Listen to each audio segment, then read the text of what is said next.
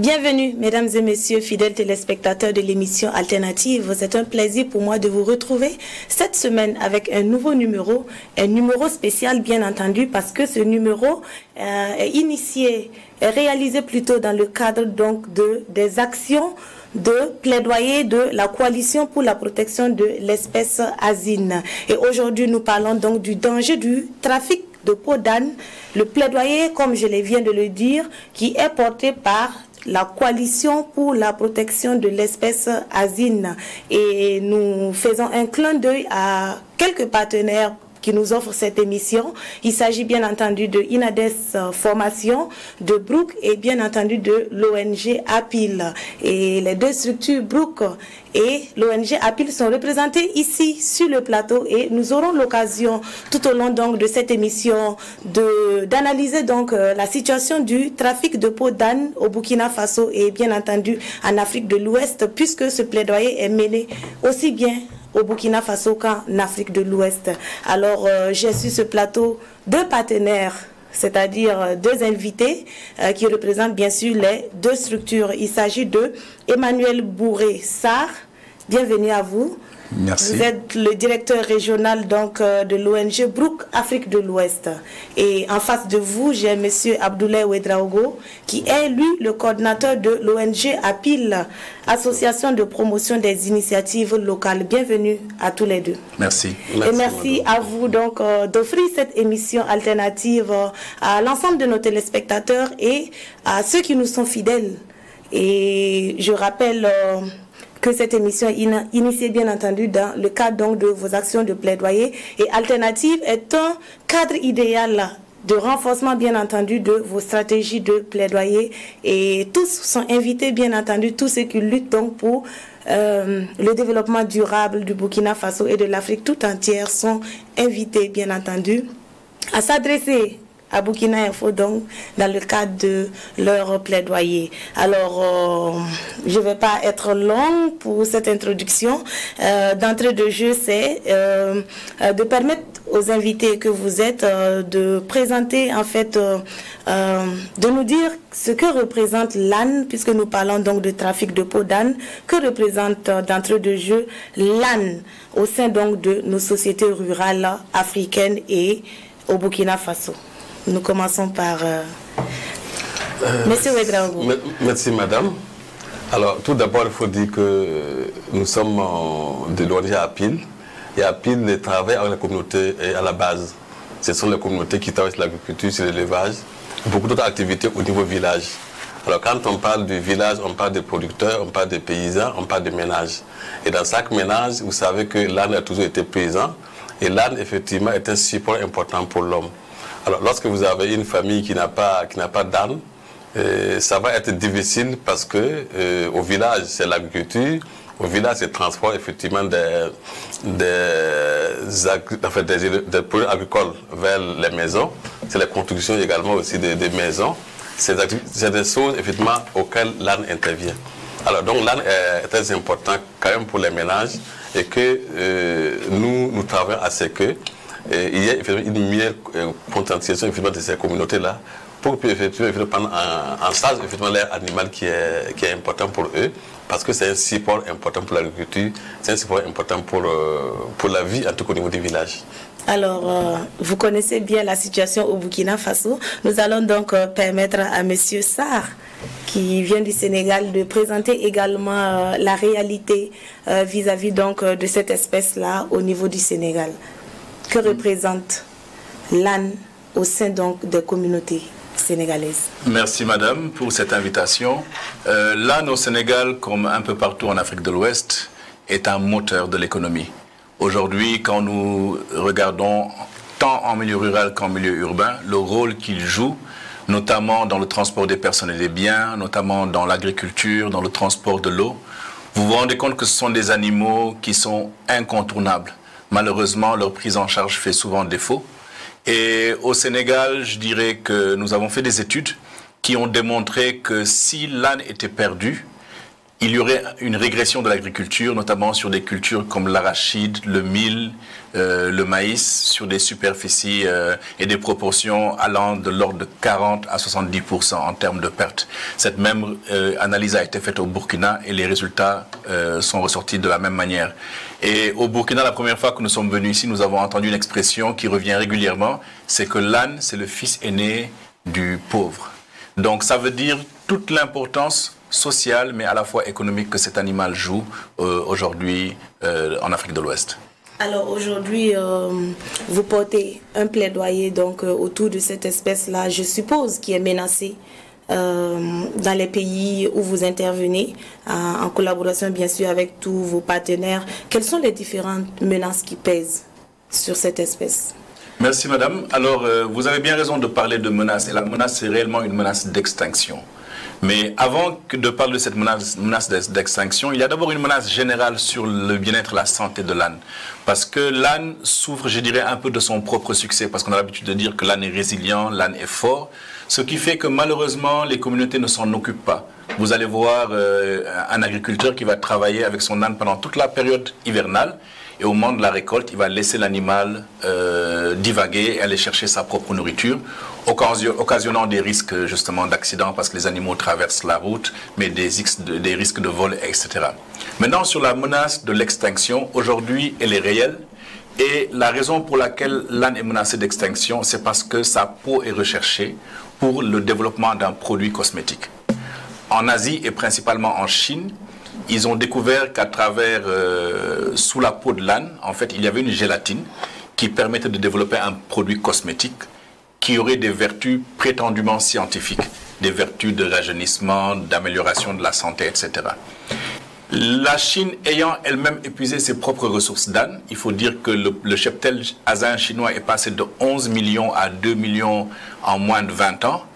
Ils se sont retournés sur plusieurs pays à travers le monde, mais surtout sur l'Afrique, pour approvisionner le marché, parce que la demande en peau d'âne est de 5 millions de peaux par an en moyenne. Et n'ayant plus ces populations asines, ils se sont retournés dans nos pays. Et vous savez, aujourd'hui en Afrique de l'Ouest, les pays qui ont les plus grandes populations d'ânes ne dépassent pas 2 millions. Ce qui veut dire que si aujourd'hui rien n'est fait, ce commerce continue. Et les études l'ont montré, d'ici à 10 ans, il n'y aura plus un seul âne dans toute l'Afrique de l'Ouest. Donc c'est donc dire que c'est une menace très sérieuse qui pèse sur l'espèce. Alors, nous allons vous permettre tout à l'heure donc de faire une brève présentation de votre structure, sa vision donc dans le cadre de ce plaidoyer. Mais en attendant, nous allons passer la parole à M. Ouedraogo pour qu'il nous dise spécifiquement au Burkina Faso plutôt quelles sont les menaces qui pèsent sur cette espèce au Burkina précisément. Alors au Burkina, il y a deux types de menaces effectivement qui sont évidentes. C'est d'abord le fait que à quelque part les communautés ne sont pas aussi conscientes du danger effectivement qui est en face, à tel point que la gestion de l'âne pose d'abord un souci. Voilà pourquoi nous, on travaille sur la question de conscientisation, pour qu'effectivement, à quelque part, ils prennent conscience de l'importance de l'âne dans les ménages. Vous savez, quand on compare la gestion en fait, d'un âne avec un autre animal du ménage, c'est pas évident. L'âne a toujours eu un habitat très précaire, la santé n'a pas toujours été au rendez-vous, même son alimentation. Ce qui fait que même les ânes qui sont dans les localités, dans les villages, ne sont pas bien entretenus, et qu'il y a même des morts d'ânes importants dans les localités qui ne se signalent pas. Alors aussi, il faut dire que l'autre menace également, c'est une menace quand même assez importante. Et si effectivement on ne travaille pas à prendre conscience effectivement de sa place et son rôle dans les ménages, alors il va effectivement que les ménages soient effectivement sans âne, même s'il n'y a pas en fait de trafiquants externes. Alors l'autre également qui est une menace importante, c'est effectivement le trafic, donc M. Manlé vient d'en parler. Alors ici au Burkina, on sait qu'un âne c'est entre 30 000 francs à 50 000 francs. Mais depuis un temps après 2019, l'âne est entre 80 000 francs à 125 000 francs. Parce qu'effectivement, des étrangers sont arrivés. Au départ, on ne sait pas qu'est-ce qu'ils veulent. Mais effectivement, ils achètent tout âne qu'ils trouvaient. Donc du coup, et ils ont également trouvé aussi un terrain fertile. Parce qu'une population effectivement qui a un insécurité alimentaire dans les localités, une population aussi qui manque de richesses apparentes. Alors face à des gens qui veulent effectivement tripler le coût d'un animal, alors ça c'est tentant. Donc, c'est vraiment des raisons également aussi qui amènent effectivement les gens à vendre effectivement les ânes ou même aider même ces gens effectivement à acheter les ânes. Alors, notre travail maintenant, c'est quoi? C'est de faire en sorte que les populations soient conscientes effectivement de ce trafic-là qui est là et qu'effectivement en 2 ans, si la situation continue, on n'aura pas un âne au Burkina. Vous savez, on a moins de 2 millions d'ânes au Burkina Faso. Et la Chine veut près de 10 millions d'ânes par an. Donc si la Chine fait un focus sur le Burkina, c'est-à-dire qu'en 1 an, on n'aura pas un âne pour monter un enfant. Donc c'est un enjeu majeur, effectivement, qui est là au niveau du pays, qui va impacter l'agriculture, qui va impacter même nos cultures, parce que l'âne aussi a un levier culturel dans nos milieux, et que notre combat, c'est qu'effectivement, ces patrimoines soient préservés et que les communautés puissent continuer à utiliser en fait les ânes. Alors, on se souvient donc de cette situation, vous l'avez dit, un laboratoire chinois donc, qui s'était installé à Bazoulé en 2017-2018 et qui avait commencé à abattre une grande quantité d'ânes, bien entendu, pour cette substance dont vous venez de parler. Et c'est une situation qui a été vraiment décriée par la communauté, comme je l'ai dit. Et je crois que les autorités ont dû prendre des dispositions pour arrêter cette situation-là, pour mettre fin à cette situation. Alors, Monsieur Sarr, qui est Brook et quelle est sa vision avec cette stratégie? Merci. Brook, c'est une ONG britannique créée en 1934 en Égypte et qui intervient maintenant dans plus de 15 pays. Le siège se trouve à Londres et le bureau pour l'Afrique de l'Ouest est installé à Dakar. Donc nous intervenons actuellement au Sénégal, au Burkina Faso, en Côte d'Ivoire et au Ghana. Et ce sont des pays à haute concentration d'ânes ou des pays justement où cette problématique du commerce des ânes est visible. Notre vision, c'est vraiment celle d'un monde où en tout cas les animaux ne souffrent pas et ont une vie digne d'être vécue. Et dans notre mission, ce que nous ciblons, c'est vraiment à transformer de façon positive, immédiate et durable la vie des équidés de trait. On parle de chevaux, ânes et mulets, mais également celle des communautés qui dépendent des équidés. Donc le focus de l'organisation, initialement tel que conçu par la fondatrice qui s'appelait Dorothée Brook, a été de sauver les animaux, sauver les chevaux, sauver les ânes. Mais nous savons qu'aujourd'hui, on ne peut pas distinguer les animaux de leurs propriétaires. Donc dans les actions que nous menons avec nos partenaires APIL et INADES Formation Burkina, nous travaillons beaucoup sur la formation, le renforcement de capacités des propriétaires d'abord, qui sont les premiers acteurs du bien-être ou du mal-être de ces animaux. Nous collaborons avec les services vétérinaires sur la formation et le renforcement de capacité des prestataires de services, que ce soit les vétérinaires, les paraprofessionnels vétérinaires. Nous travaillons également avec les maréchaux ferrants qui s'occupent des pieds, des sabots des animaux pour renforcer les capacités. Le plaidoyer est un volet très très fort dans notre action parce que justement il faut qu'il y ait des textes qui réglementent le bien-être animal. Aujourd'hui il y a des normes internationales et nous faisons partie de l'Organisation mondiale de la santé animale, donc nous devons justement mettre en application ces normes-là.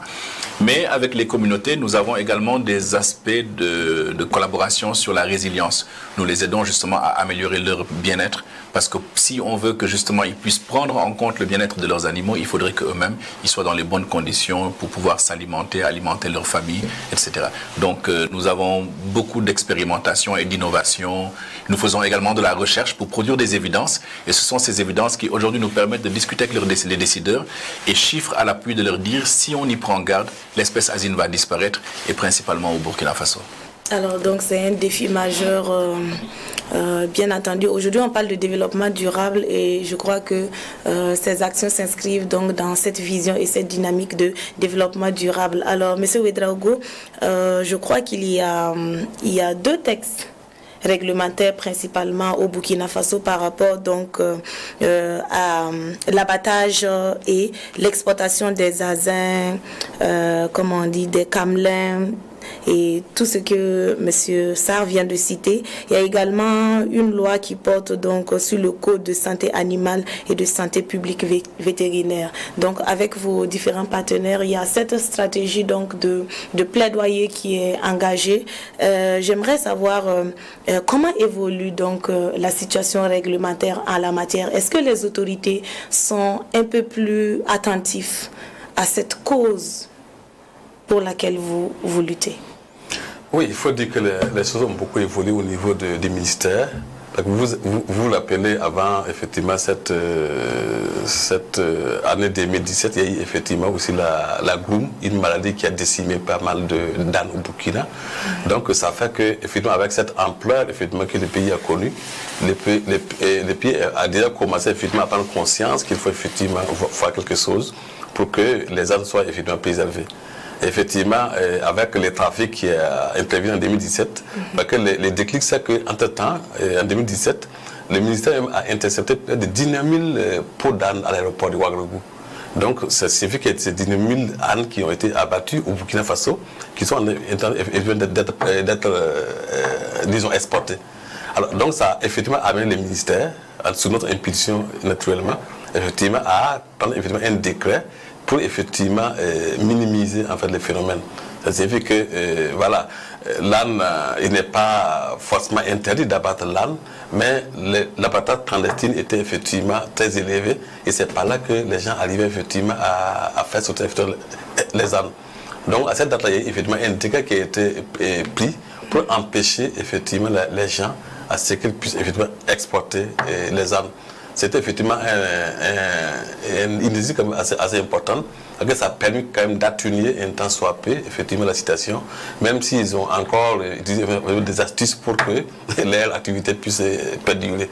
Alors, ça nous a quand même encouragés, et ça a aussi encouragé également même les communautés à prendre conscience. Parce que lorsque effectivement ils ont perdu des ânes dans les milieux, lorsqu'ils voient effectivement que des gens effectivement sont en train d'acheter massivement, alors eux-mêmes sont en train de prendre conscience qu'il faut faire quelque chose. Donc le décret effectivement est venu effectivement soutenir notre travail et qui nous a aussi été compris par les communautés et aussi surtout encouragé, accompagné même par notre ministère. Donc c'est vraiment des avancées assez importantes parce qu'aujourd'hui, tout le monde est d'accord qu'il faut effectivement faire quelque chose et qu'il faut ensemble bouger. Alors, M. Sarr, et aujourd'hui, où en êtes-vous avec cette stratégie de plaidoyer? Parce que je crois que les textes sont en relecture en ce moment. Et quelles sont vos attentes réelles vis-à-vis des autorités des pays africains concernés? Alors, lorsque nous avons commencé ce plaidoyer en 2016, c'était d'abord pour juguler les premières sorties d'ânes. Donc, avec le Sénégal, le Burkina et plus récemment la Côte d'Ivoire, nous avons essayé de mettre en place des textes qui interdisent l'exportation des animaux, notamment pour leur peau. C'était des initiatives importantes, mais des initiatives isolées d'un pays à un autre. Donc, depuis l'année dernière, nous avons essayé d'aller sur des dynamiques régionales avec l'UEMOA et la CEDEAO, mais également avec nos autres partenaires, parce que nous couvrons l'Afrique de l'Ouest, mais le problème se passe également en Éthiopie, au Kenya. Par exemple, au Kenya, où ils avaient ouvert des abattoirs légaux, et ils ont vu la population pratiquement disparaître de moitié. Donc, cette année, nous avons pu organiser la première conférence africaine sur la préservation des asins qui s'est tenue à Dar es Salaam en Tanzanie, et nous avons pu avoir vraiment les voix de tous les pays africains pour justement discuter de ces questions, mais également prendre des décisions. Et de cette réunion est ressortie une proposition, une suggestion en tout cas à l'endroit des États, celle de stopper le commerce des peaux d'âne pour au moins 15 ans, le temps de recapitaliser le cheptel et d'y voir un peu plus clair.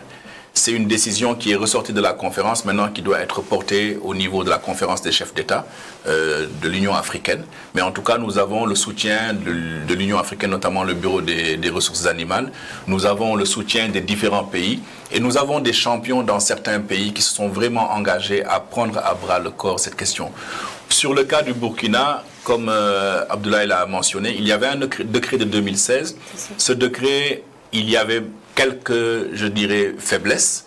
Nous avons retravaillé avec les partenaires, avec le ministère pour le renforcer, y mettre notamment des sanctions, parce que le premier décret ne contenait pas de sanctions. Et nous avons récemment effectué la relecture et le dossier est en cours justement dans le processus pour la signature. Nous espérons vraiment que ce décret sera signé. Donc pour répondre à votre question, notre principale attente, c'est que ce décret soit signé, qu'il soit vulgarisé et connu et qu'il soit appliqué. Et nous nous engageons avec les partenaires justement à organiser des forats pour les différentes parties prenantes, que ce soit le ministère, la police, la gendarmerie, parce qu'en fait, Ce n'est pas une affaire d'ONG, c'est vraiment une affaire du gouvernement, mais également de la société civile et des communautés elles-mêmes qui doivent justement protéger leurs animaux et préserver leur futur. Alors très rapidement, est-ce que M. Ouedraogo peut mentionner quelques sanctions qui sont prévues donc dans ce décret? Alors d'abord, il faut peut-être revenir un peu sur les enjeux effectivement qui s'offrent effectivement à cette lutte-là. Parce qu'il y a effectivement un enjeu quand même transfrontalier, quand même qu'il faut effectivement regarder. C'est le Burkina ne peut pas effectivement combattre effectivement les mâles. C'est voir pour nous travailler au-delà du Burkina pour que les pays limitrophes et même au-delà puissent prendre conscience et prendre également des lois et des décrets dans leur pays. Parce que tant qu'en fait les pays n'interdisent pas effectivement une telle activité, alors on ne pourrait pas effectivement continuer à faire les dangers là au Burkina. Il faut absolument éviter les frontières poreuses. Tout à fait. En fait, c'est ça. Alors maintenant, les faiblesses que nous avons également avec la loi, c'est qu'il effectivement dit qu'effectivement on ne fait pas quitter l'âne du Burkina, pour le dire tout simplement comme ça. Mais sauf que quelqu'un peut effectivement quitter Guibo avec ses ânes, ça s'est passé aussi, pour effectivement les vendre à Guilwango. Guilwango, vous savez, c'est vraiment à quelques 3-5 km de la frontière. Il n'est pas sorti, mais sauf que des gens sont là pour effectivement prendre l'âne et sortir du pays. Alors donc du coup, c'est comme si ce décret n'a pas permis à quelque part de lutter contre le mal. Alors, et également aussi, c'est ce qui avait effectivement indiqué au départ, bon, c'est juste des sanctions, des contraventions seulement qu'on offre effectivement à la personne indélicate et il paye, il continue. Mais est-ce qu'avec la détermination vraiment farouche de ces personnes-là, est-ce que c'est effectivement juste payer une contravention qui va effectivement stopper? Mais vous avez relu la loi, le décret est en relecture. Est-ce que vous avez renforcé les différentes sanctions? Oui, c'était renforcé parce qu'il y a qu'effectivement, on a mis quand même un aspect pénal. Ça veut dire que si effectivement vous êtes, vous êtes trouvé, en tout cas, en faisant un délit de trafic, alors ça peut faire l'objet de poursuites judiciaires. Également aussi, ils ont aussi augmenté aussi les sanctions financières qui peut également décourager. Mais je crois que nous sommes heureux qu'on puisse arriver effectivement à sa signature effective. Mais notre conviction, c'est qu'il faut que nous travaillions à prendre à quelque, en fait, la communauté burkinabé puisse avoir conscience qu'effectivement, c'est effectivement de leur lutte qu'il s'agit, de leur vie qu'il s'agit, et que c'est en fait c'est eux qui le pouvoir se trouve. Si les gens refusent de vendre leur âne, si les gens laissent conscience que notre patrimoine est là, il nous soutient beaucoup, c'est notre identité, on ne le vend pas, alors effectivement, ça peut effectivement aider. Sinon, je sais que les enfants trouvent des attitudes pour contourner la loi, et là, on ne peut pas, s'il n'y a pas un engagement vraiment sociétal. C'est ça.